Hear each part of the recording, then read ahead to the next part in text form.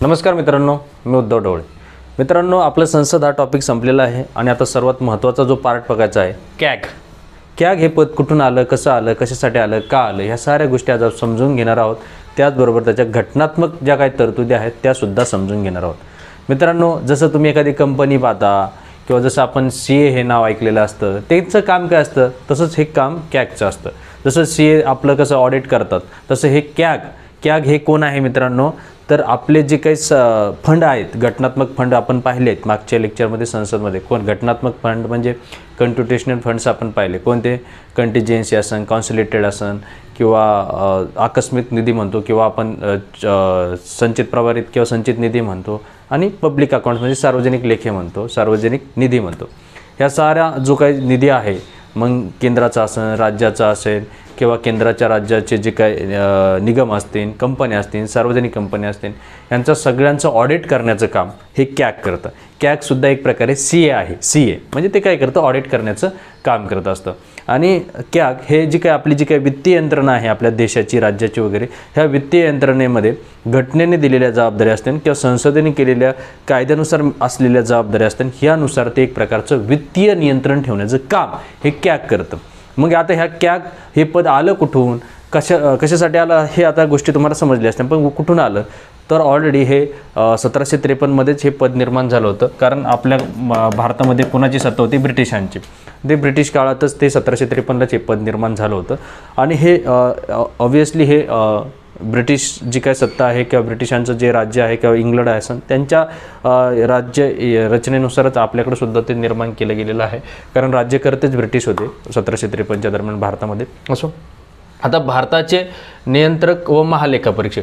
आता मित्रांनो, याचा इंग्लिशमध्ये लॉंग फॉर्म काय होईल, controller and auditor general of India.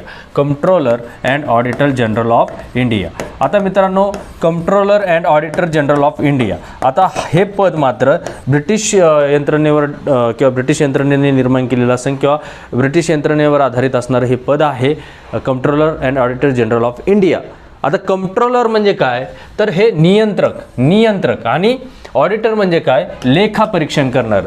पण मित्रांनो, खरंच ब्रिटनमधल्या CAGच्या अधिकार आणि भारताच्या CAGच्या अधिकार समान आहेत का, तर याची तुलना जर केली तर तुम्हाला लेक्चरच्या शेवट काही गोष्टी लक्षात येतील. आता मित्रांनो, इथं नियंत्रक म्हणजे काय, जर ब्रिटनमध्ये पाहायला गेलं तुम्ही, तर त्या ठिकाणी एखाद्या सरकारला खर्च करायचा असेल, एखाद्या विभागाला खर्च करायचा असेल, तर त्या ठिकाणी नियंत्रकाची पूर्वपरवानगी घ्यावी लागते. पण भारतात मात्र तसं नाही. म्हणजे भारतात नियंत्रक हा रोल एक प्रकारे नगण्य असलं तरी म्हटलेलं चालन. कारण या ठिकाणी पूर्व मंजुरी भारतामध्ये आपल्याला माहिती, अप्रोप्रिएशन बिल असतं किंवा संचित निधीतून पैसे काढायचे असं, एकदा संसद परवानगी देऊन टाकते अप्रोप्रिएशन बिलच्या माध्यमातून. कुणाला, गव्हर्नमेंटला, सरकारला, सरकारच्या विभागाला. त्याच्यानंतर मात्र कॅगचा काय रोल असतो, कधी कॅगचा रोल कधी असतो, खर्च होऊन गेल्यानंतरचा रोल असतो. खर्च होऊन गेल्यानंतरचा रोल असतो. म्हणजे भारतामध्ये मात्र खर्च होऊन गेल्यानंतर हे जे काही महालेखापरीक्षक नावाचा रोल आहे, तो रोल तिथं त्याचं ऑडिट करतं, लेखापरीक्षण करतं. मग ते ऑडिट प्रोप्रायटरी ऑडिट असेल किंवा विधी नियमानुसार केलेलं घटनात्मक ज्या अधिकारामार्फत केलेलं ऑडिट असेल, मग त्या ऑडिटमध्ये ते कॅग अहवाल देतील की बाबा या ठिकाणी उधळपट्टी झाली, या ठिकाणी ज्या उद्देशासाठी खर्च मंजूर केला होता तो उद्देश साध्य झाला नाही किंवा ह्या प्राधिकारानुसार हा खर्च झालेला नाही, असं अहवाल मात्र कॅग देईल. कोणाला, संसदेला. परंतु मित्रांनो, या ठिकाणी खर्च होऊन गेल्यानंतर कॅगची भूमिका असते भारतामध्ये. मात्र ब्रिटनमध्ये थोडासा फरक आहे. ब्रिटनमध्ये काय फरक आहे की ब्रिटनमध्ये खर्च करायच्या आधी सुद्धा पूर्वसंमती, पूर्वमंजुरी घ्यावी लागते कॅगची. कोणाला, ब्रिटनच्या कार्यकारींना किंवा जे काही विभाग असेल त्यांना. परंतु तरीसुद्धा हे पद आपण ब्रिटनच्या यानुसार यंत्रणेवरून घेतलेलं आहे किंवा 1753मध्ये निर्माण झालेलं पद आहे. नाव मात्र काय आहे, कॅगच आहे, controller and auditor general of India. परंतु कंट्रोलरची जी भूमिका आहे ती ब्रिटनच्या कॅगप्रमाणे भारताच्या कॅगला लागू होत नाही किंवा नगण्य आहे असं म्हटलं तरी चालेल. असो, आता हे 1753 मध्ये तयार झालेलं पद आता भारताच्या राज्यघटनेमध्ये आता डॉक्टर बाबासाहेब आंबेडकरांनी कॅग या पदाला सर्वात महत्त्वाचं पद असं म्हटलं गेलेलं आहे. कारण काय की आता जर तुम्ही तुलना कराल, जर तुम्हाला माहिती निवडणूक आयोग स्वायत्त आयोग आहे, केंद्रीय लोकसेवा आयोग स्वायत्त आयोग आहे, त्याचबरोबर सर्वोच्च न्यायालय म्हणा ते सुद्धा एक प्रकारचं स्वायत्त आहे, न्यायव्यवस्था स्वतंत्र आहे. तसंच एक प्रकारे हे सुद्धा एक घटनात्मक स्वतंत्र अंग आहे, घटनात्मक स्वतंत्र असं एक प्रकारचं काय म्हणू आपण त्याला पद आहे, स्वतंत्र पद आहे, घटनात्मक पद आहे. आणि भारताच्या राज्यघटनेमधील जी काय प्रकरण 5 आपल्याला माहिती, प्रकरण 5 ही केंद्रस्तरीय यंत्रणा आहे. प्रकरण 5 मधील भाग 5 आपल्याला माहिती, भाग 5 हा भारतीय राज्यघटनेचा केंद्रस्तरीय यंत्रणा डिक्लेअर करतो आणि भाग 6 हा राज्यस्तरीय यंत्रणा दाखवतो. आता ह्या भाग 5 मधील प्रकरण 5 मध्ये प्रकरण 5 मध्ये कशाची तरतूद आहे, या पदाची तरतूद आहे. आता ह्या पदाची तरतूद असताना यामध्ये कलमांचा काय विस्तार आहे कॅगसाठी, तर 148 ते 151 हा कलमांचा विस्तार आहे कॅग या पदाबाबत. आता मित्रांनो कॅग या पदाबाबत ह्या कलमांचा विस्तार आहे. आता प्रत्येक कलम आपण समजून घेणार आहोत, काय काय घटनात्मक तरतुदी आहेत, काय काय घटनात्मक जबाबदारी असतील, कर्तव्य असतील, ह्या साऱ्या गोष्टी कॅग बाबत आपण समजून घेणार आहोत. तत्पूर्वी एक बाब लक्षात ठेवा, जसं निवडणूक आयोग स्वायत्त आहे, स्वतंत्र आहे, जसं केंद्रीय लोकसेवा आयोग स्वायत्त आहे, स्वतंत्र आहे, सर्वोच्च न्यायालय असन त्याच पद्धतीचा दर्जा सर्वोच्च न्यायालयासारखा म्हणा किंवा काय कोणाला देण्यात आलेला आहे, कॅगला देण्यात आलेला आहे. आता मी सर्वोच्च न्यायालयाचा वारंवार का उल्लेख करतो, सर्वोच्च न्यायालयातील न्यायाधीशांच्या वेतन असतील, त्यांच्या पदावधी, सेवा शर्ती ह्या साऱ्या बाबी असतील त्या थोड्या बऱ्याच प्रमाणात कॅगला सुद्धा लागू होतात. कशा लागू होतात ह्या साऱ्या गोष्टी मी या ठिकाणी तुम्हाला सांगणार आहे. आता मित्रांनो या ठिकाणी तुम्हाला फोटो दिसत असन, हे सध्याचे कॅग आहेत, controller and auditor general of India आहेत. भारताचे नियंत्रक व महालेखापरीक्षक आहे गिरीश मुर्मू, की जे जम्मू काश्मीर या केंद्रशासित प्रदेशाचे नायब राज्यपाल होऊन गेलेले आहेत, माजी नायब राज्यपाल असतील ते आता भारताचे कॅग आहेत. आता मित्रांनो ह्या कॅगवर खूप काही जबाबदाऱ्या आहेत, त्या मी तुम्हाला पुढच्या प्रत्येक स्लाइडला समजून सांगणार आहे. चला आता मित्रांनो घटनात्मक तरतूद मी तुम्हाला सांगितलं, घटनात्मक तरतूद 148 ते 151 हे कॅगसाठी तरतूद आहे. त्यामध्ये कलम 148 मध्ये काय सांगितलंय, भारतासाठी एक कोण असतील, नियंत्रक व महालेखापरीक्षक असतील. ही घटनात्मक तरतूद केलेली आहे आणि त्यांच्यावर काय जबाबदाऱ्या असतात मित्रांनो, भारताचे जे काही निधी आहेत, मग निधी तुम्हाला सांगितले कॉन्स्टिट्यूशनल 3 फंड सांगितले, कोणते, आपले पब्लिक अकाउंट्स असेल, कन्सोलिडेटेड फंड असेल, कंटिजेन्सी फंड असेल, संचित निधी असेल, त्याचबरोबर जे काय आपण अल्पकालीन किंवा आपत्कालीन म्हणूयात तो फंड असेल, त्याचबरोबर राज्य सरकार, केंद्र सरकार किंवा ज्या केंद्रशासित प्रदेशामध्ये विधानसभा आहेत त्या केंद्रशासित प्रदेशांचा जो काही संचित निधी असेल, किंवा या राज्य सरकार, केंद्र सरकार यांच्या वतीने जे काही कंपन्या असतात, ज्यांना सरकारच्या वतीने फंड प्रोव्हाइड केलेले आहेत, असे निगम असतात, यांचं सुद्धा ऑडिट किंवा राष्ट्रपतींनी जर एखादी जबाबदारी लादली तर त्याचं सुद्धा ऑडिट यांना करावं लागतं. आता 2000 पासून मित्रांनो निर्गुंतवणूक केली जाते. ते तुम्हाला आता पाहता प्रायव्हेटायझेशन, एअर इंडिया झालं किंवा हे झालं, म्हणजे थोडक्यात सरकार काय पडते, बाहेर पडते किंवा निर्गुंतवणूक बाहेरच्या लोकांना गुंतवणूक करण्यास प्रायोरिटी देते किंवा प्रायव्हेटायझेशन म्हणून. ह्या बाबतीत सुद्धा कॅगला आता 2000 पासून ऑडिट करण्यासाठी एक संधी दिलेली आहे किंवा कॅगची भूमिका बऱ्याच ठिकाणी महत्त्वाची आहे. कॅग खूप महत्त्वाचं पद आहे. डॉक्टर बाबासाहेब आंबेडकर म्हणतात ते अतिशय सर्वात महत्त्वाचं पद आहे.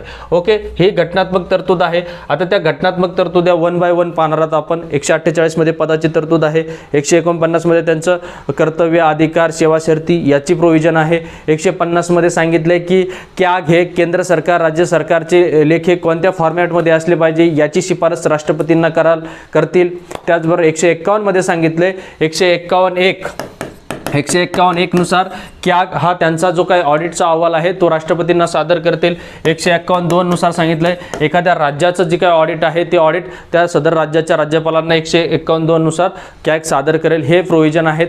आता आपण त्या सविस्तर पाहण्याचा प्रयत्न करूयात. चला, नेमणूक व पदावधी. आता यांची नेमणूक कोण करतं कॅगची, तर कॅगची नेमणूक मित्रांनो राष्ट्रपती कराल. आता राष्ट्रपती कोणाची उठून सुट नेमणूक करेल का, ती जी एक समिती असते प्रधानमंत्र्यांची किंवा प्रधानमंत्री मंत्रिमंडळ शिफारस करतात अशा व्यक्तीची राष्ट्रपती नियुक्ती करतात. नियुक्ती करताना त्यांना 3ऱ्या अनुसूची, जी भारतीय राज्यघटनेमध्ये टोटल 12 अनुसूची आहेत त्यातल्या 3ऱ्या अनुसूचीप्रमाणे काय केलं जातं, त्यांना शपथ दिली जाते. आणि शपथ, मग आता ही शपथ सुद्धा कसं एक सर्वोच्च न्यायालयातील न्यायाधीशाप्रमाणे शपथ असते, स्वतः राष्ट्रपती देतील देईल किंवा राष्ट्रपतीच्या वतीने एखादा व्यक्ती त्यांना शपथ देईल आणि शपथ देत असताना लक्षात घ्या, राष्ट्रपती त्यांची नियुक्ती करेल पण राष्ट्रपतीच्या मर्जीने ते पद धारण करणार नाही. ते त्यांचं काम, जसं लोकसेवकचं मी सांगतो तसं एक स्वायत्त पद आहे, त्या पद्धतीने ते एक स्वायत्तपणे काम करतील. ते राष्ट्रपतीची मर्जी धारण करणार, मर्जीने पद धारण केलेलं नसतं, फक्त राष्ट्रपती त्यांना नियुक्त करतात. ते मात्र त्यांच्या अधिकारानुसार पद धारण करतील, राष्ट्रपतींच्या मर्जीने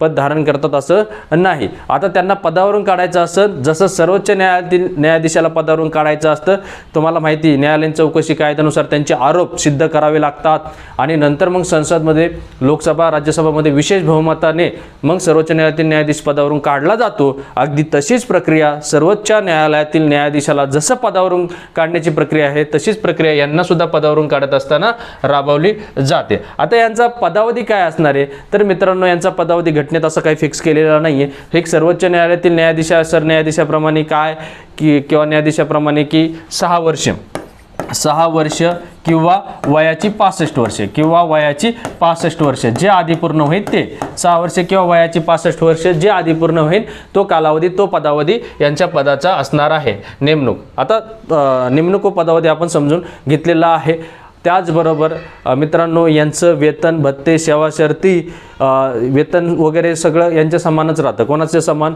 सर्वोच्च न्यायालयातील न्यायाधीशाप्रमाणे म्हणा. परंतु जर विकिपीडियावर तुम्ही सर्च केला तर सर्वोच्च न्यायालयातील सरन्यायाधीशांना पगार आहे. सरन्यायाधीशांना काय पगार आहे सर्वोच्च न्यायालयातील तर 2,80,000.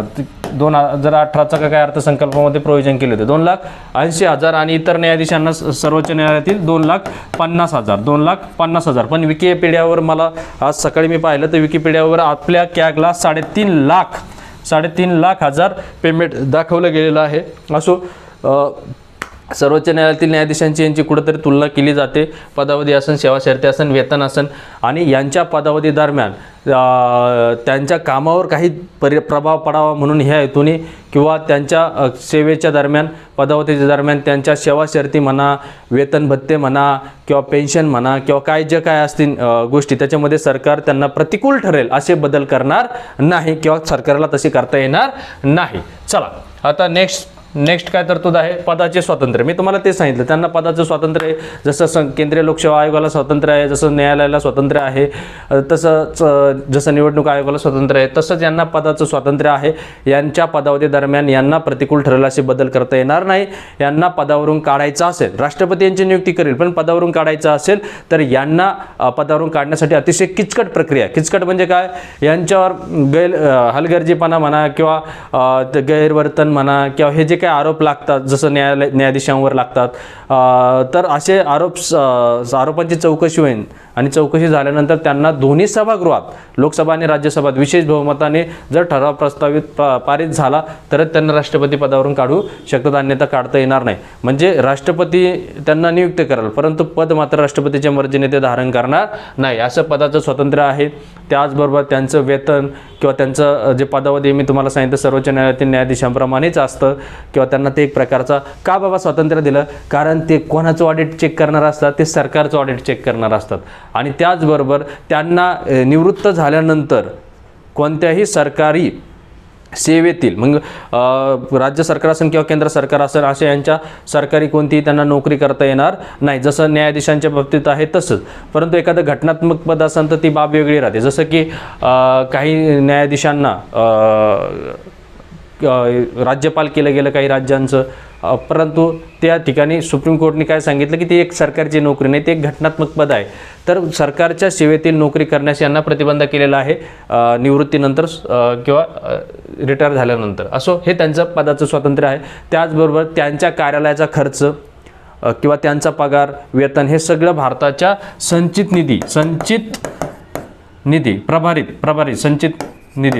जो संचित चार्ज कन्सोलिडेटेड फंड निधीवर प्रभारित असतो. ओके, प्रभारित संचित निधीवर आधारित आहे किंवा त्याच्यावर आहे किंवा चार्ज कन्सोलिडेटेड फंडवर त्यांचा पगार, त्यांचा खर्च ऑफिसचा किंवा काय स्टाफ, ते सारं का बाबा या ठिकाणी तुम्हाला माहिती ते लगेच सँक्शन मंजूर झालेलं असतं. ओके, त्या ठिकाणी चर्चा होईल पण मतदान मात्र होणार नाही. असो, हे चार्ज कन्सोलिडेटेड फंडवर त्यांचा वेतन भत्ते सर्व काही ठरवलेलं आहे भारतीय राज्यघटनेने.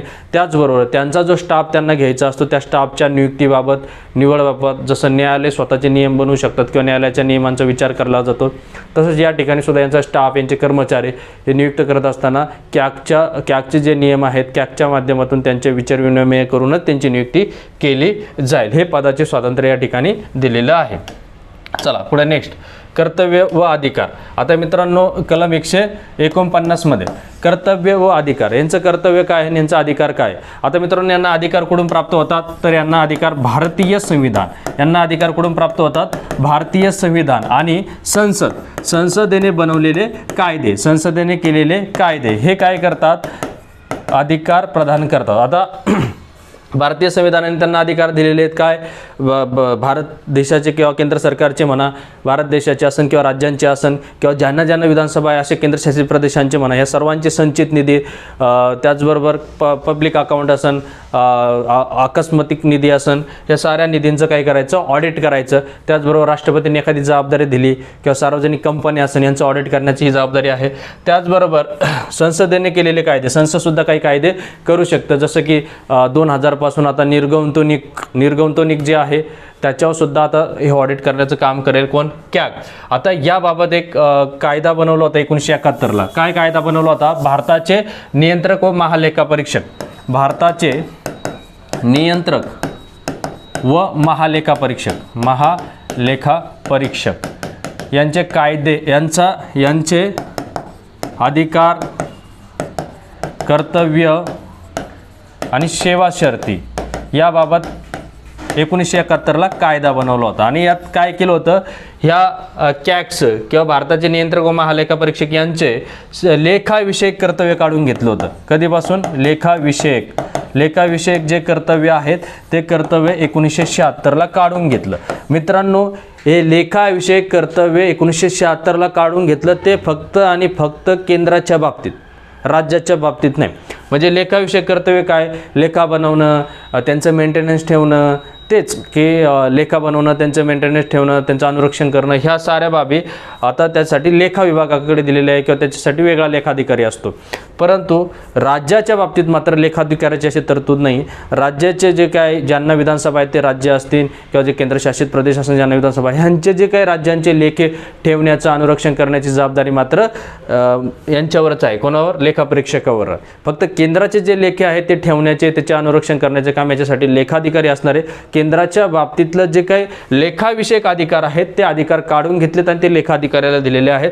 पण यांनी फक्त या ठिकाणी लेखापरीक्षणच करण्याचं काम करायचं केंद्राच्या निधीबाबत. पण मात्र राज्यांच्या बाबतीत मात्र हे दोन्ही, म्हणजे लेखाविषयक कामं, लेखाधिकाऱ्याचे कामं सुद्धा करतील आणि लेखापरीक्षणाचे कामं सुद्धा करतील. हे त्यांचं कर्तव्य, अधिकार या ठिकाणी दिलेले आहेत. मित्रांनो अधिकारामध्ये तुम्हाला सांगतो की सरकारने उपलब्ध केलेलं कर्ज असेल, त्याचा केलेला वापर असेल, त्याचबरोबर सरकारची मिळकत असेल, त्याचबरोबर सार्वजनिक उपक्रमातून आलेलं उत्पन्न असेल, कंपन्या असतील, या साऱ्यांचं ऑडिट करण्याचे अधिकार यांना प्राप्त होतात कॅगला. त्याचबरोबर जर भारतीय राज्यघटनेचा कलम 279 नुसार तुम्हाला जे करातून प्राप्त निव्वळ उत्पन्न हे सुद्धा ठरवण्याचा किंवा त्याला प्रमाणित करण्याचा अधिकार सुद्धा कोणाला प्राप्त आहे, तो कॅगला प्राप्त आहे. म्हणजे प्राप्त निव्वळ उत्पन्न म्हणजे काय, आता समजा तुम्हाला एखादा बाजार आहे, त्या बाजारातला कर तुम्हाला वसूल करायला सांगितलं किंवा शुल्क वसूल करायला सांगितलं. मग काय बाजारातला कर वसूल करत असताना, शुल्क वसूल करत असताना तुम्हाला काहीतरी यंत्रणा तयार करावी लागते आणि ते यंत्रणा राबवावी लागते. मग त्या यंत्रणेचा जो काही खर्च आहे तो खर्च जमा झालेल्या मिळकतीतून वजा करून जो निव्वळ प्राप्त होतो, त्या निव्वळ प्राप्त मिळकत असेल, निव्वळ प्राप्त उत्पन्न असेल, निव्वळ प्राप्त कर असेल, या बाबतीत सर्टिफाय करण्याचा अधिकार कॅगला आहे आणि ते अंतिम असेल, हे सुद्धा अधिकार कॅगला आहे. त्याचबरोबर कॅग मित्रांनो राष्ट्रपतींनी दिलेली जबाबदारी पार पाडू शकतात, एखादा निगम असन. त्याचबरोबर कॅग हे खाजगी ऑडिट सुद्धा करू शकतात. खाजगी ऑडिट, आता खाजगी ऑडिट म्हणजे कसं, काही आपल्या कंपन्या आहेत, उदाहरणार्थ SBI म्हणजे आता बँक आहे, SBI असेल, RBI असेल किंवा FCI असेल, ओके, ह्या ज्या किंवा LIC असेल, यांचं सुद्धा ऑडिट करण्याचं काम कोण करेल, कॅग करेल. एक खाजगी ऑडिट म्हणा किंवा ही जबाबदारी राष्ट्रपतींनी त्यांच्यावर लाभलेली आहे. हे अधिकार मात्र कोणाला प्राप्त होतात, आपल्या कॅगला प्राप्त होतात. चला मित्रांनो नेक्स्ट स्लाइड, भूमिका व मर्यादा. आता मित्रांनो कॅग जे ऑडिट देत असतं, कॅग हे ऑडिट देत असतं, हे ऑडिट तीन प्रकारचं असतं. तीन. आता कोणतं? विनियोजन अप्रोप्रिएशन बिल. विनियोजन जो काय म्हणजे खर्च केलेला आहे, ओके, त्याचं विनियोजन. नंतर वित्तीय विधेयकावरील वित्तीय बिल म्हणजे कर, वित्तीय ऑडिट, विनियोजन बिलावरील ऑडिट. नंतर सार्वजनिक उपक्रमावरील ऑडिट, सार्वजनिक उपक्रमाबाबत. आता हे तीन प्रकारचे अहवाल असतात कॅगचे. आता विनियोजन म्हणजे काय, मी तुम्हाला अर्थसंकल्पामध्ये सांगितलं. ॲप्रोप्रिएशन बिल, सरकारला जर खर्च करायचा असेल एखाद्या गोष्टीवर तर सरकार काय करतं, संसदेतून तो खर्च मंजूर करून घेतो. भारतीय राज्यघटना कलम 114 नुसार ॲप्रोप्रिएशन बिल मांडून. ॲप्रोप्रिएशन बिल म्हणजे विनियोजन विधेयक, म्हणजे सरकारचा मंजूर झालेला खर्च. हे म्हणजे ऑडिट, म्हणजे सरकारने केलेला खर्च याचं ऑडिट, त्याचा अहवाल कॅग राष्ट्रपतींना सादर करणार. नंतर वित्तीय म्हणजे काय, कर. सरकारने जो काय कर प्रस्ताव असतो की हा जनतेकडून कर घ्यायचा, तो कर प्रस्ताव जो सरकारने गोळा केलेला कर असेल त्याबाबतचं ऑडिट म्हणजे वित्तीय ऑडिट.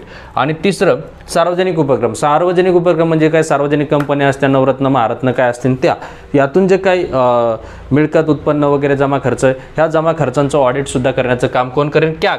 आता कॅग काय करतं, हे तिन्ही प्रकारचे ऑडिट. मग आता तिन्ही प्रकारचे ऑडिट केंद्र सरकारचे, केंद्राचे असतील, राज्याचे असतील किंवा एखाद्या केंद्रशासित प्रदेशाचे असतील, ह्या तिन्ही प्रकारचे ऑडिट हे कॅग कोणाला सादर करणार, राष्ट्रपतींना सादर करणार, राष्ट्रपतींना. आता हे राष्ट्रपतींना सादर केल्यानंतर राष्ट्रपती ते कोणाला सादर करणार, तर राष्ट्रपती संसदेसमोर मांडणार. आणि संसदेमध्ये एक समिती असते मित्रांनो, जसं की मी तुम्हाला आधी सांगितलं, एक समिती, लोकलेखा समिती. लोकलेखा समिती अतिशय महत्त्वाची समिती. ज्या काही वित्तीय समित्या पाहिल्या होत्या आपण, लोकलेखा समिती असन, इस्टिमेट्स कमिटी असन, सार्वजनिक उपक्रम समिती असन, ह्या लोकलेखा समितीमध्ये 22 मेंबर असतात. 15 लोकसभेचे असतील, 7 राज्यसभेचे असतील. हे लोकलेखा समिती ज्यावेळेस कॅग राष्ट्रपतींच्या माध्यमातून संसदेला तो अहवाल सादर करतात, त्यावेळेस लोकलेखा समितीकडे तो अहवाल जातो आणि त्यावर काम करतो लोकलेखा समिती. म्हणजे हे लोकलेखा समिती काम करत असताना त्यावरील काही ज्या म्हणजे सरकारने जो काही खर्च केलेला असेल किंवा त्या संबंधित काही जो अंकुश ठेवायचा असेल तर हे लोकलेखा समिती काय करते, संसदेपुढे मग काही कपात प्रस्ताव असतील किंवा काही अनुदानाच्या मागण्यांसंबंधित काही विषय असतील तर ते काय करतात, लोकलेखा समिती काय करते, संसदेसमोर मांडण्याचा प्रयत्न करते, एक अहवाल देते संसदेला. आणि मग त्या अहवालाच्या आधारावर काय होतं की सभागृहाच्या सदस्यांना एक ज्ञान मिळतं किंवा माहिती मिळते आणि ते व्यवस्थित बोलू शकतात, कपात प्रस्ताव मांडू शकतात. म्हणजे थोडक्यात काय की ह्या प्रकारे वित्तीय जी व्यवस्था आहे, वित्तीय यंत्रणेवर कॅगच्या माध्यमातून नियंत्रण साधलं जातं. कॅगच्या माध्यमातून नियंत्रण साधलं जातं. कॅगचं कोणीही प्रतिनिधित्व करू शकत नाही, कोणताही मंत्री प्रतिनिधित्व करू शकत नाही, कारण कॅग हे स्वतः एक घटनात्मक आणि स्वतंत्र आहे. कॅग हे राष्ट्रपतींना ते काय करतील, सादर करतील अहवाल. राष्ट्रपती काय करतील, संसदेत मांडण्याचं काम करतात. आता संसदेला एक काम आहे का, संसदेला भरमसाठ काम आहेत. मग संसद काय करते, तो आलेला अहवाल कोणाकडे पाठवते, लोकलेखा समितीकडे पाठवते, जे काही पब्लिक अकाउंट कमिटी किंवा आपण जे म्हणतो आपण. तर ही लोकलेखा समिती काय करते, त्याचा अभ्यास करते. अभ्यास केल्यानंतर त्यांना सगळ्याच अहवाल पाठवण्याची गरज नाही. त्यांना अभ्यास केल्यानंतर काही मुद्दे ते काय करते, संसदेसमोर आणण्याचा प्रयत्न करतात. आणि त्या मुद्द्याच्या अभ्यासावर सभागृहातील सदस्य मात्र सरकारच्या अनुदानाच्या मागण्या असतील किंवा काही अदर ज्या काही गोष्टी असतील त्यावर बोलू शकतात, कपात प्रस्ताव मांडू शकतात. म्हणजे इतर सदस्यांना काय म्हणतो ना आपण, एक इतर सदस्यांना सहज आणि सोप्या पद्धतीने त्या ठिकाणी प्रेझेंट होण्यासाठी लोकलेखा समिती महत्त्वाची. एक प्रकारे वित्तीय नियंत्रण आणणं कार्यकारी कृतींवर हे साठी कॅग आणि लोकलेखा समिती अतिशय महत्त्वाची आहे. म्हणूनच कॅग हे एक प्रकारे कुणाचं एजंट आहे, संसदेचं एजंट आहे, राष्ट्रपतीचं नाही. कारण का, कॅग कुणाला रिस्पॉन्सिबल आहे, संसदेला. जर कॅगला पदावरून काढायचं म्हणलं, कोण पदावरून काढणार, संसद. म्हणून कोण आहे, कॅग हे कुणाला रिस्पॉन्सिबल आहे, संसदेला. कॅगला संसदेचं एजंट म्हणून समजलं जातं. कशाचं एजंट म्हणून समजलं जातं, एक सरकारच्या वित्तीय यंत्रणेवर नियंत्रण ठेवणारं एजंट म्हणून समजलं जातं. आलं लक्षात तुम्हाला कॅगची भूमिका? ओके. आता मित्रांनो, कॅग ऑडिट करत असताना दोन प्रकारचं ऑडिट करतं. एक विधी आणि नियामक. विधी बाबत व नियामक. विधी आणि नियामक म्हणजे काय, जे घटनेने आणि संसदीय कायद्याने त्यांना जी काही जबाबदारी दिलेली आहे त्या पद्धतीने ते ऑडिट करत असतं. ओके. म्हणजे काय कसं ऑडिट करताना काय पाहतात, बाबा यांना कायद्यानुसार तो खर्च उपलब्ध होता का, बरं त्या प्राधिकारानुसार उपलब्ध होता का, बरं ज्या उद्देशासाठी खर्च मंजूर केला त्याच उद्देशासाठी यांनी खर्च वापरला का, ह्या साऱ्या गोष्टी चेक केल्या जातात. ह्या कशाबाबत? विधी आणि नियामक अधिकारानुसार, म्हणजे त्यांना जो कायद्यानुसार जो प्राप्त झालेल्या अधिकारानुसार ते ऑडिट करताना काय वाटतात की यांना कायद्यानुसार खर्च उपलब्ध झालता का, तो खर्च ज्या गोष्टीसाठी उपलब्ध झालता त्याच गोष्टीसाठी खर्च केला का, बरं हा खर्च करत असताना त्यांना जे काय अधिकार आहेत त्याच अधिकारानुसार केला का, त्याच प्राधिकारानुसार केला का, हे झालं. आता मात्र दुसऱ्या प्रकारचं हे ऑडिट त्यांच्यावर बंधनकारक आहे. कोणावर? कॅगवर हे ऑडिट बंधनकारक आहे. मात्र मित्रांनो दुसरं काय? औचित्य ऑडिट म्हणूयात आपण, किंवा औचित्य लेखापरीक्षण म्हणूयात, त्याला प्रोप्रायटरी सुद्धा ऑडिट असं म्हटलं जातं. आता मित्रांनो ह्या प्रोप्रायटरी ऑडिटमध्ये मात्र या ठिकाणी काय चेक केलं जातं की त्यामधली निष्ठा, किंवा आपण काय म्हणतो हा जो काही खर्च त्यांना उपलब्ध करून दिला होता किंवा तो निधी मंजूर करून दिला होता त्या बाबतीत मितव्ययता झाली का कुठं, अपव्यय झालं का कुठं, उधळपट्टी म्हणा किंवा भ्रष्टाचार म्हणा किंवा मितव्ययता झाली का कुठं, तर ह्या साऱ्या गोष्टीचे इथिक्स त्या ठिकाणी चेक करण्याचं काम कोण करतं? कॅग करतं. पण हे औचित्य ऑडिट किंवा औचित्य लेखापरीक्षणमध्ये मात्र त्यांच्यावर बंधनकारक नसतं. हे एक त्यांच्या स्वच्छा, म्हणजे त्यांना वाटलं तर ते करतात, ओके, ही त्यांची परंतु ही त्यांची भूमिका असेल किंवा हे त्यांचे अधिकार असतील. परंतु कॅगवर काही मर्यादा सुद्धा आहेत. काय मर्यादा आहे? कॅगला जो सक्षम प्राधिकाराने केलेला खर्च आहे तो खर्च त्यांना त्या पद्धतीचं ते स्वीकारावा लागतो. त्यांना असं तपशील मागवता येत नाही की ह्या कुठं खर्च कसा काय, त्या खर्चाचा तपशील मागवता येत नाही. त्यांच्या सक्षम प्राधिकाराने खर्चाच्या बाबतीत जे काय दिलं असतं ते त्यांना स्वीकारावं लागतं. त्याचबरोबर दुसरी मर्यादा काय आहे कॅगवर, की त्यांना खर्च केल्यानंतर ऑडिट करता येतं, खर्च करण्याच्या आधी नाही. खर्च केल्यानंतरच त्यांना ऑडिट करता येतं आणि ते ऑडिट ते संसदेला सादर करतील राष्ट्रपतींच्या मार्फत. म्हणजे थोडक्यात काय, खर्च करण्यापूर्वी त्यांच्यावर सरकारवर, सरकारच्या विभागावर कॅगचं नियंत्रण असणार नाही, जसं ब्रिटनच्या कॅगचं नियंत्रण असतं. म्हणजे ब्रिटनच्या कॅगने मंजुरी दिली, पूर्व मंजुरी दिली तर त्यांना तो खर्च उपलब्ध होतो. मात्र इथं आपल्या कॅगवर काय मर्यादा आहे की खर्च करण्यापूर्वी मात्र कॅगला विचारलं जात नाही, खर्च होऊन गेल्यानंतर कॅगला विचारलं जातं. कॅगचं ऑडिट या ठिकाणी होतं, महत्त्वाचा असतो. म्हणजेच काय, एक प्रकारे म्हणून तर आपल्या देशामध्ये भ्रष्टाचार लवकर होतो किंवा भ्रष्टाचार जास्त होतो असंही म्हटलेलं तरी चालेल. कारण काय होतं की ब्रिटनमध्ये मात्र खर्च मंजुरीसाठी कॅगची मंजुरी आवश्यक असते, कारण कॅग त्या साऱ्या गोष्टी चाचपडूनच खर्च मंजूर करेल. जसं की आपल्या आई वडील आपल्याला पैसे पाठवत असताना आधी विचारलं जातं की तुला 10,000 रुपये पाहिजेत, तर कशाला 10,000 पाहिजेत. मग आपला मुलगा सांगतो मला क्लासला तिकडं मी अमके जे क्लास लावले त्याला 5,000 भरायचेत आणि 5,000 मधले राहिलेले 5,000 मधले 2,500 मेसला आणि 2,500 रूमला, झाले 10,000. मग आपले कॅग म्हणजे आपले आई वडील काय करणार? सही करणार. मग त्यामुळे तू कुठंतरी तिथं नियंत्रण आपल्या आईवडिलांचं जसं आपल्यावर वित्तीय नियंत्रण राहतं तसं तिथं ब्रिटनमध्ये सोयीस्कर जातं. परंतु भारतामध्ये मात्र ते एक प्रकारची आपल्या कॅगवर असणारी मर्यादा आहे.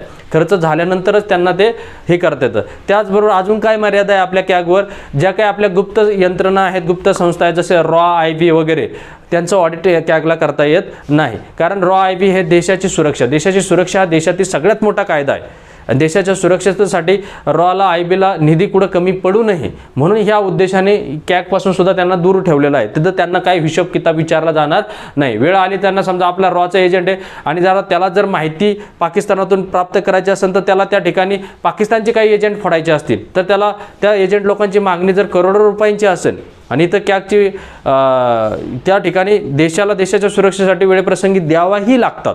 म्हणजे थोडक्यात काय की कॅगपासून ह्या गुप्तचर संस्था ज्या आहेत त्या दूर ठेवलेल्या आहेत किंवा प्रतिबंधित केलेल्या आहेत त्यांच्या खर्चाचं ऑडिट करण्यासाठी. मित्रांनो ह्या कॅगबाबतच्या अतिशय महत्त्वाच्या बाबी मी या ठिकाणी घेण्याचा प्रयत्न केला आहे. चला